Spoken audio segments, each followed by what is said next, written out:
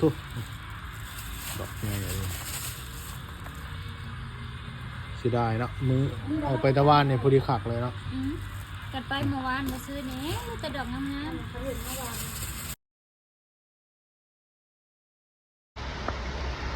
อ้าวสบายดีทุกคนมื้อนี้กับเมียบอกไปเอาเห็ดปวกอยู่เพื่อนป้าเนาะเลิกเรียกแล้วไปเอาเห็ดปวกมาแกงเลยเด้อนี่ฝนตกทำอยู่สิไปเอายำไหนฮอดยามเลิกเรียกยำไหนกับฝนตกทำหลัดทางตลอดเนาะ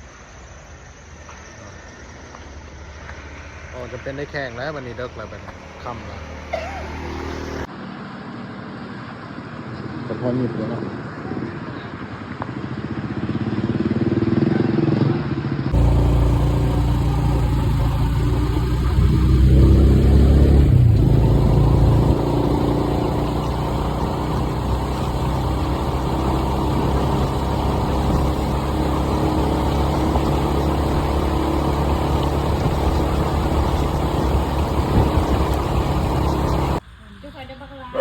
อันนี้ก็หาบริคือว่าช่างลุงกี้จังหันได้ลุงกี้จักเราไปนำมากันยังได้ เห็ดออกลายดีส่วนโอ้ทุกโอชิมาขอทนตกห้ามหลัดทางโอ้ไปหาโมงบริมาได้อยู่แล้วโอ้ทุกเฮ็ดอีกเท่านี้น่าอยากอันดอกใหญ่เลยนะโอ้ได้ซ้ำโอ้ยได้ซ้ำนี้พอดีคักเลยคุณทำเด้เมื่อวานทำไปเมื่อวานนี่พอดีเมื่อวานแม่นตอนกี้อันนี้ก็ต้องคุณจูงได้โอ้มาเนาะเพิ่นเนาะเขาไม่เท่าบ่ได้บะได้อยู่ได้หลายเราก็ได้ตัวบานแกงกินอะไรได้ผักกันแกงกินตอนบ่ายเอาไปในเช้าพวก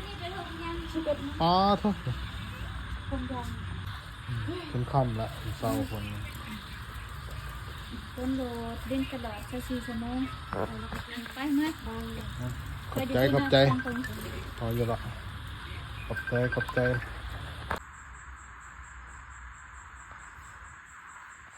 เพื่อนยังไม่เห็นดังโง่ว่าสิบริยับมันสิขุด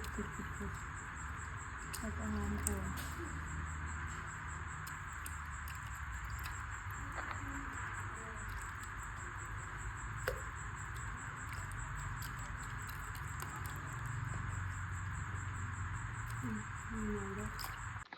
เราก็มาฮอดเงินแล้วทุกคนเนาะมาล้างเห็ดเพื่อจะที่จะแกงเนาะตามตื่นอีกเนาะสภาพกันนี่เอาตัวแสบค่อยนะครับปิดซอบ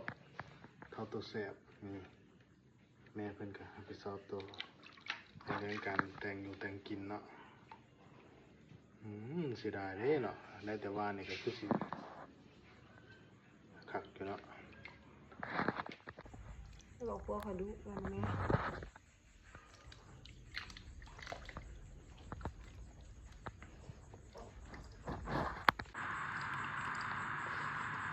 โอ้ยตีนเจ้าหนาลูกท่านเจ้าบอกว่าจะเอาผัวที่กินน้ำตาลเลยตัวเราเดี๋ยวเราจะเอาน้ำตาลนี้โอ้ทุกคนเอาดอกกันใหญ่ๆมาเลยนั่นแหละบึงก็ซ่อมมาพามือลงแบมือแบโพซิชันพามือเลยเนาะแต่ว่ามันเผาแล้วเลยดูวิทย์เมื่อนี้ไปก็คือเบิดแล้วเอามากินมาได้ละมันก็มีตัวออกน้ำมันกันนี้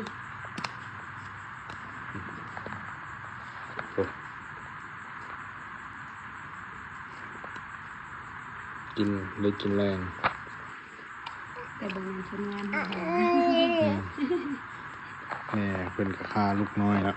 จนไปได้เอาเก่าเพิ่นกับเพิ่นแล้วตัวเต็งในการหาเห็ดเพิ่นก็ได้รับตัวเองเพิ่นก็ได้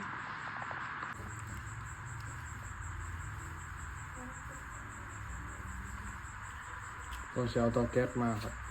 มันหลายอย่างครับ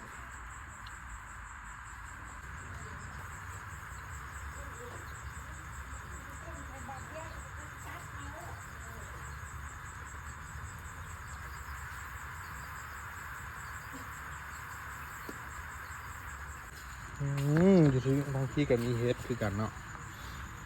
เมนูเฮ็ด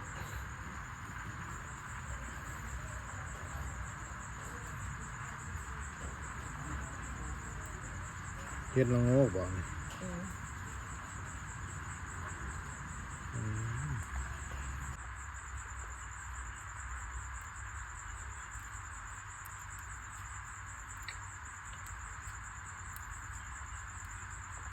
มาเด้อจะเป็นกินข้าวกับแกงเห็ดปวกยามแรงเนาะฮ้อน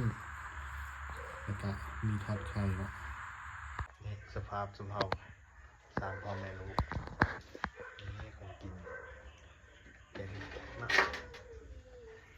มาเด้อกินแกงเห็ดปวกในไทยเด้อมาเนาะทอดไข่อาหารแบบพื้นบ้านเนาะ